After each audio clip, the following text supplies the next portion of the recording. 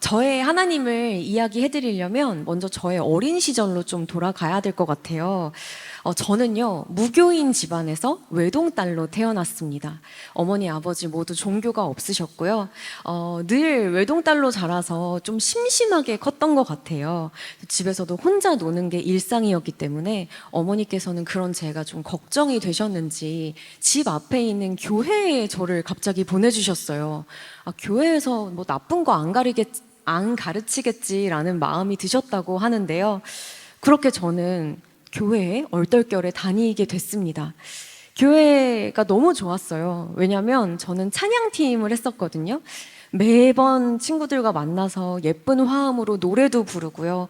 노래하면 선생님들이 떡볶이 사주고요. 주일에 예배하면 국수 나오죠. 또 선생님들이 종종 이렇게 놀러 같이 가주세요. 영화도 보여주시고 막 그렇게 재밌게 놀러 다니는 교회는 저에게는 놀이터였습니다.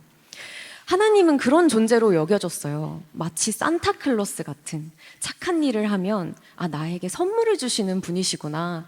하늘 어디에선가 나를 수호해 주시는 수호 천사이신가? 라는 생각을 하면서 하나님은 무조건 좋은 분이야 라는 생각으로 어린 시절 그렇게 교회를 다니게 됐는데요. 초등학생 때 제가 그렇게 잘 교회에서 성장을 했고요. 그렇게 교회에서 놀기만 했었기 때문에 중학교에 입학하는 순간 정말 많이 뒤처진 학업 상태를 발견하게 됩니다. 그 뒤처진 학업을 따라가기 위해서 많은 시간 공부에 투자를 하다 보니까요. 저절로 교회에 나가지 않게 됐어요. 교회에 나가는 것이 나의 성적을 올려주진 않았기 때문에 저절로 교회와는 조금 거리가 멀어졌던 것 같습니다. 그러던 중 저에게도 어마무시한 사춘기라는 것이 찾아왔는데요. 괜히 엄마한테 막 반항심도 생기고 나는 어디로 와서 어디로 가는 것일까? 나는 지금 행복한 삶을 살고 있는 것인가? 어떤 삶을 살고 있는 것인가? 라는 해결할 수 없는 그런 물음들이 제 삶에 찾아오면서요. 쓸데없이 좀 고민이 많아지더라고요. 생각이 막 많아지다 급기야는 제 삶이 굉장히 행복하지 않다고 느끼기 시작했던 것 같아요. 어느 날 밤 곰곰이 생각에 빠졌는데 지은아, 너 행복하니? 아니, 나 행복하지 않아. 그럼 너 언제가 제일 행복했니? 라고 제 자신에게 물어봤어요. 거슬러 올라가다 보니까 초등학생 때 교회에서 친구들과 찬양을 부르던 때가 제 인생 중학생 한 14살, 15살 됐던 그 나이의 저에게는 가장 행복한 순간이었더라고요. 제 안에 그런 답변이 있을 거라고는 생각을 못 했었습니다. 참 놀랐지만, 나는 노래할 때 가장 기쁜 아이구나, 찬양할 때 가장 기쁜 아이구나 라는 생각을 하면서 나 정말 노래하는 사람이 돼봐야지 라고 꿈을 갖게 된 것 같습니다. 그렇게 노래하는 사람이 꿈이었던 아이가 가수의 꿈을 갖기 시작해요. 그렇게 저는 가수의 꿈을 갖고 고등학교에 입학을 하게 됐습니다. 가수라는 꿈이 생기니까 제 안에 숨겨왔던 산타클로스 하나님이 생각이 나더라고요. 저는 하나님을 굉장히 사랑하는 막내 이모가 계셨었거든요. 그때 마침 저를 볼 때마다 지은아, 너 삶에 하나님 빠지면 안고 없는 찐빵이야. 정말 너는 그분 없으면 아무것도 아니기 때문에 교회로 당장 돌아가야 할 것 같아 라고 얘기를 해주셨기도 하고요. 제가 봤을 때 정말 솔선수범하는, 항상 이웃과 나누고 나의 것은 좀 덜 먹고 덜 입어도 항상 남들을 먼저 챙겼던 그 이모가 크리스천이었기 때문에 이모가 믿는 하나님이 그렇게 멋진 분이라면 나도 그렇게 한번 살아보고 싶다라는 마음이 들어서 일단 열심히 교회에 나갔어요. 왜냐하면 하나님께 잘 보여야지만 제가 원하는 꿈을 이루어 주실 거라고 생각을 했기 때문입니다. 그렇게 매주 교회에 출석을 하고요. 또 찬양도 하고 하나님 앞에서 착한 아이가 되기 위해 또 복을 받기 위해서 열심히 교회에 다니던 중 저는 정말 가수가 되고 말았습니다. 물론 중간중간 우여곡절은 있었겠지만 저는 저의 능력에 비해서는 정말 대단한 기회를 얻었다라고 생각을 했거든요. 역시 하나님은 예배에 안 빠지고 또 열심히 찬양하고 열심히 나누고 하니까 나의 소원을 들어주시는구나 라는 번영신앙이 제 안에 슬그머니 자리를 잡게 됩니다. 하나님, 저 정말 잘할게요. 하나님이 저에게 이렇게 큰 선물 주신 만큼 제가 연예계에 데뷔해서 그곳에서 하나님의 향기를 전하는 사람, 하나님의 빛을 전하는 사람이 되겠습니다.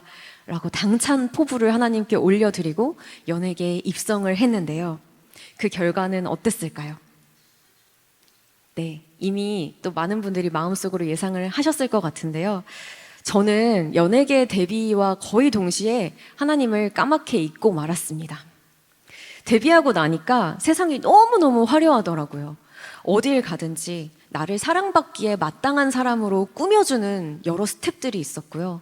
어딜 가든지 언니 최고예요, 누나 최고예요 라고 외쳐주는 사랑스러운 팬들이 있었고요. 또 가수님, 배우님 하면서 현장에 가면 저를 떠받들어주는 많은 사람들이 있었습니다.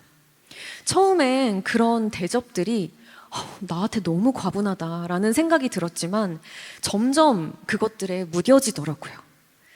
저에게는 1등을 하는 순간이 당연해졌고 또 사랑받는 것이 당연해지다 보니까 그와 반대되는 상황이 생기면 저의 자존감은 무너지기 일쑤였습니다.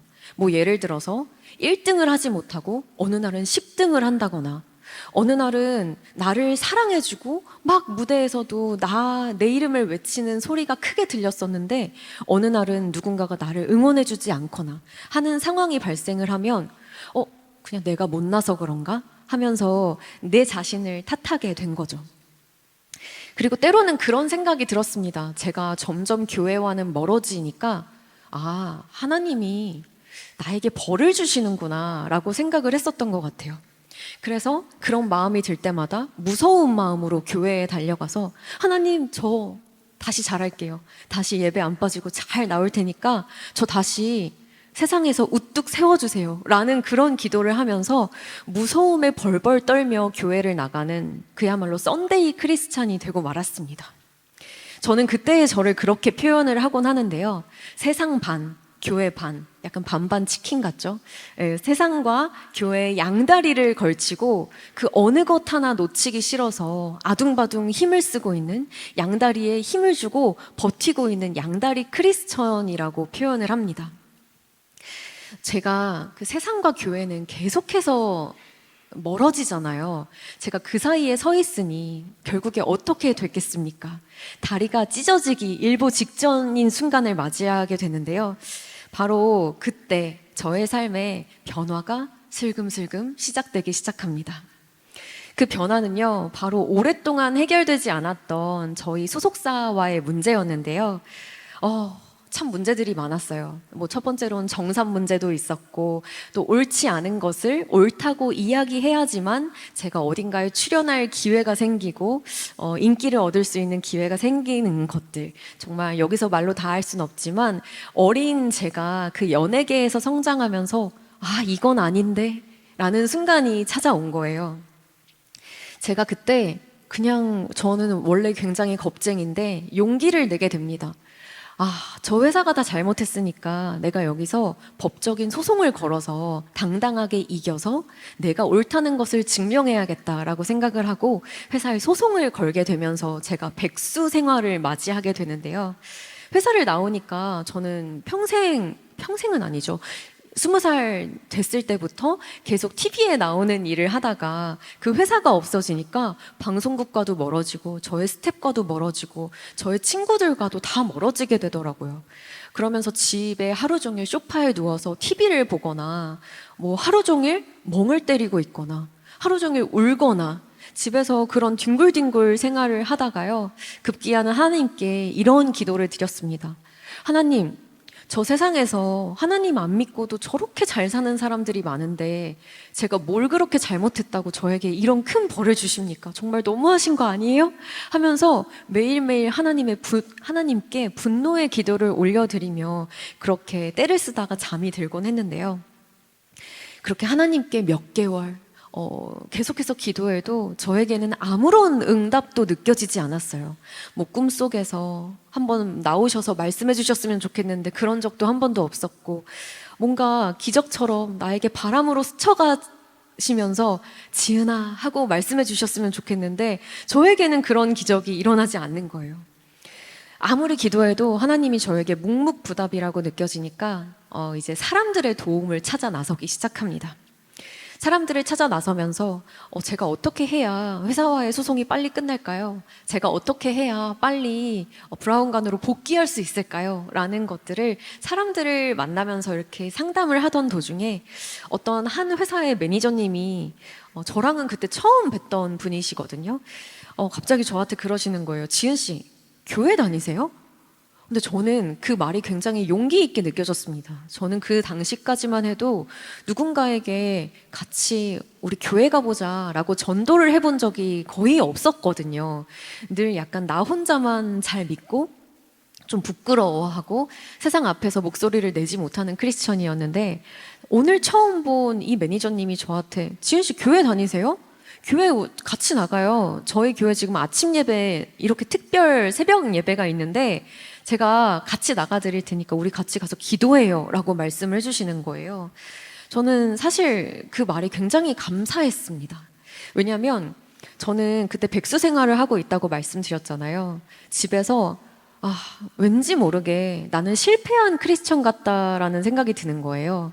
제가 데뷔할 때 하나님 제가 연예계에 가서 1등 해서요 반짝반짝 빛나서 사람들이 다 내 말에 집중하게 만들어서 제가 그 앞에서 하나님 전할게요 라고 포부를 딱 밝히고 하나님께 기도를 했었는데 그때의 제 모습은 집에서 뒹굴뒹굴하고 아무런 영향력도 끼치지 못하고 있는 저였으니까요.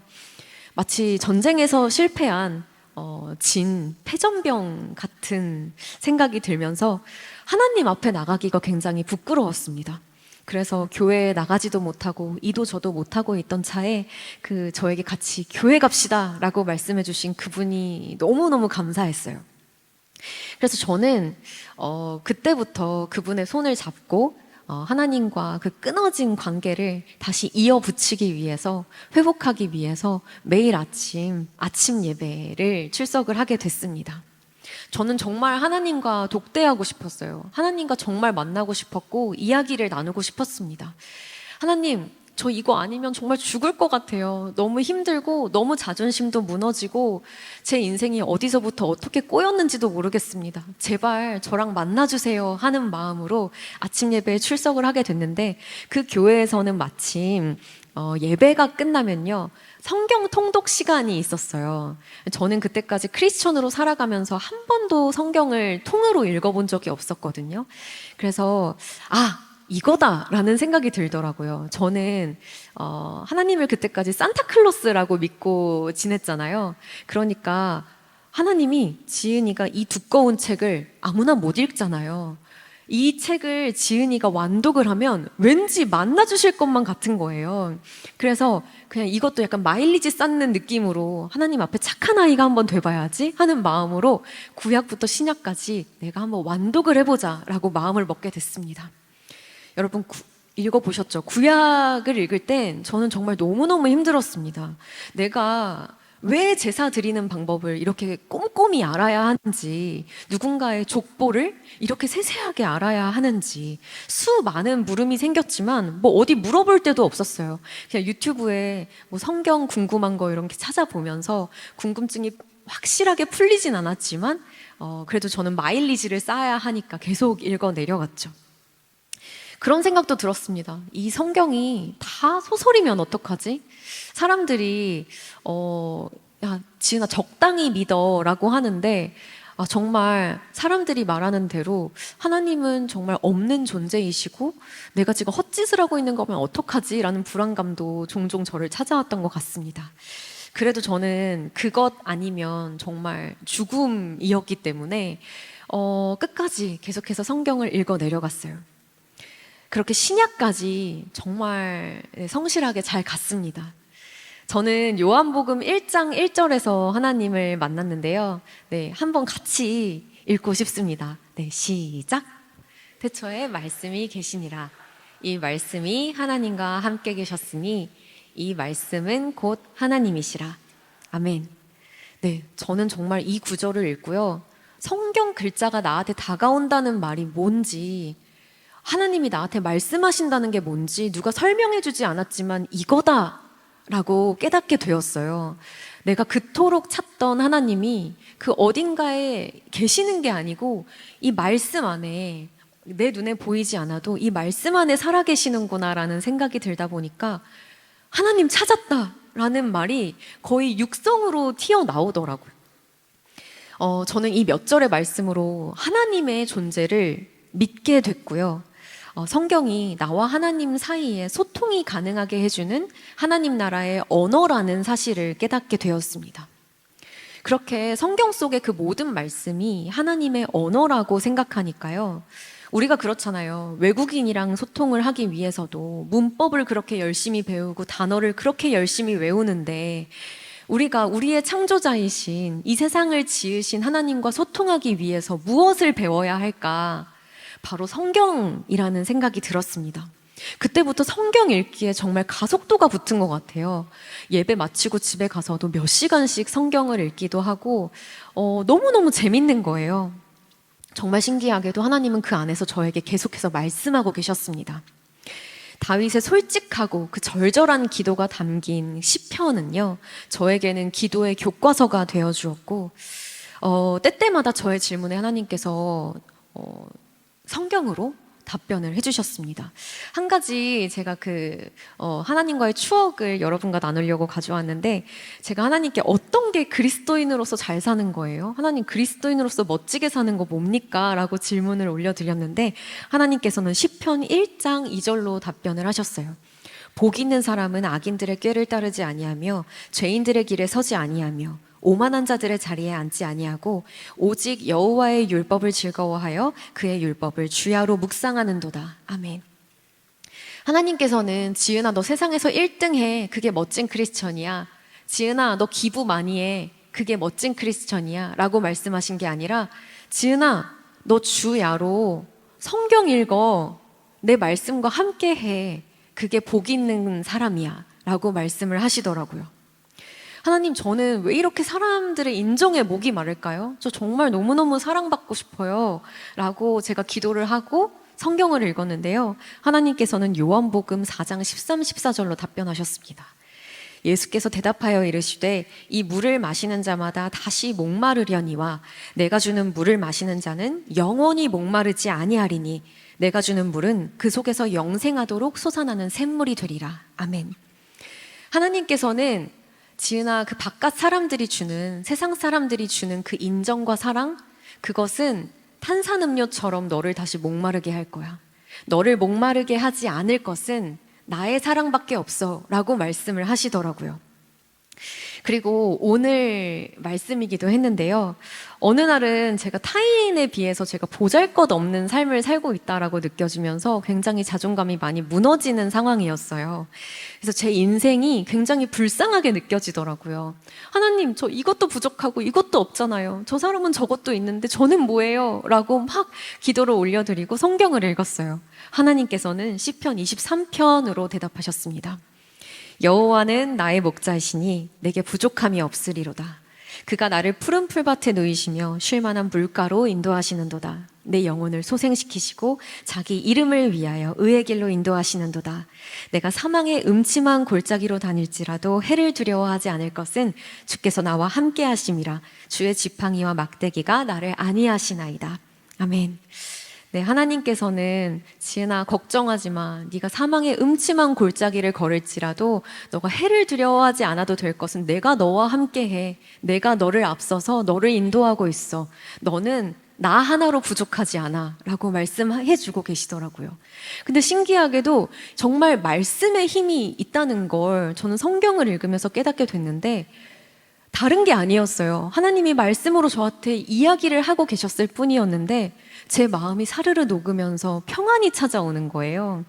맞아요, 하나님. 저 하나님만 있으면 돼요. 라고 이야기하면서 이렇게 하나님과의 추억이 하나하나 쌓여갔습니다. 저의 과거는요, 저는 마일리지를 쌓아야만 하나님이 저를 사랑해 주시는 줄 알았어요. 그래서 열심히 예배에 출석했고요. 열심히 봉사했고 또 그랬습니다. 그래야지만 나의 죄를 사해 주시고 나를 업그레이드 시켜주신다라고 생각을 했는데 하나님은 그냥 제가 아침 예배에 나와서 울면서 하나님, 저 정말 하나님 만나고 싶어요. 제 삶의 이유를 알고 싶어요. 라고 울면서 기도했던 저의 상한 심령을 그저 기쁘게 받으셨던 것이었더라고요. 그래서 오늘 강의의 제목이 지은이 하나님입니다. 지은이의 하나님, 저의 하나님이라는 뜻도 있겠지만요. 책을 보면 그 앞에 지은이 누구누구라고 써 있잖아요.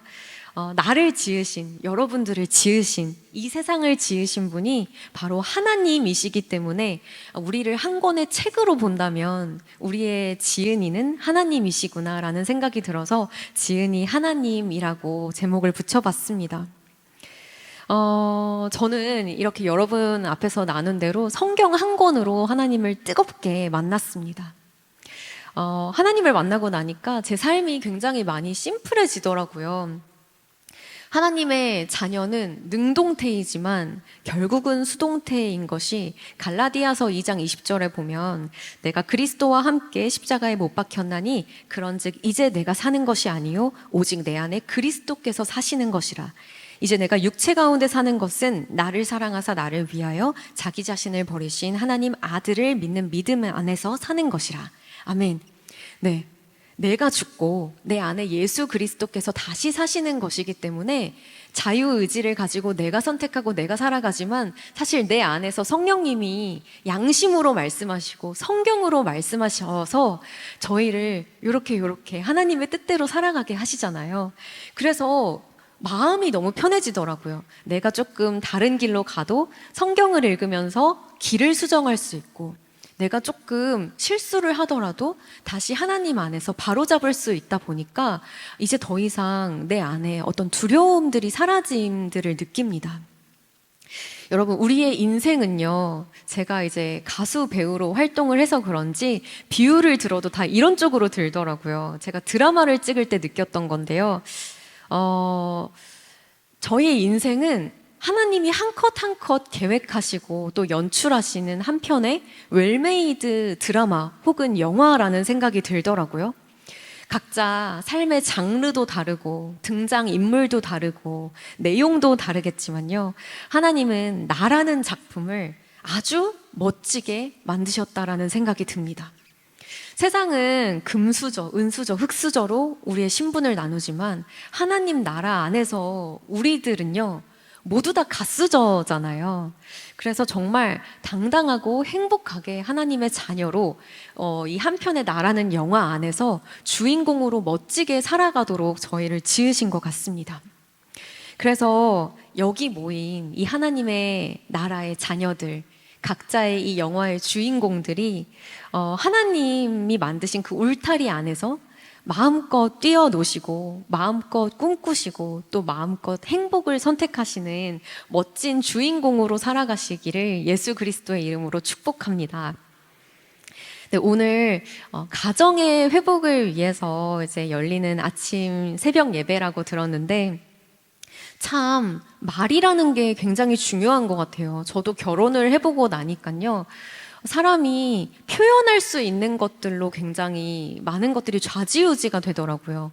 사람에게 밥 먹어! 라고 하는 것보다 밥 다 됐으니까 와서 먹어. 뭐 예쁜 말로 하는 게 좋듯이 언어의 중요성을 굉장히 많이 느끼고 있는 요즘인데 그래서 우리가 더더욱 아름다운 가정을 꾸리려면 또 사회에 나가서 우리가 크리스천의 향기를 풍기려면 하나님의 언어가 기본적으로 장착이 되어 있어야 한다라는 생각이 듭니다.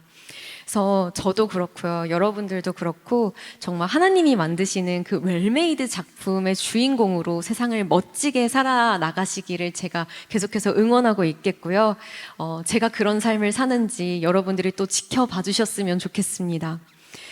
저도 하나님의 손 꼭 붙잡고 하나님의 언어로 무장해서 세상 열심히 한번 살아가 볼 테니까 여러분들도 정말 그렇게 멋지게 삶을 살아나가다가 또 오며 가며 만났을 때 반갑게 인사하는 날이 왔으면 좋겠습니다. 오늘 저의 긴 간증 들어주셔서 너무너무 감사드리고요. 네, 오늘도 행복하고 기쁘고 감사한 하루가 되시기를 예수 그리스도의 이름으로 축복합니다. 감사합니다.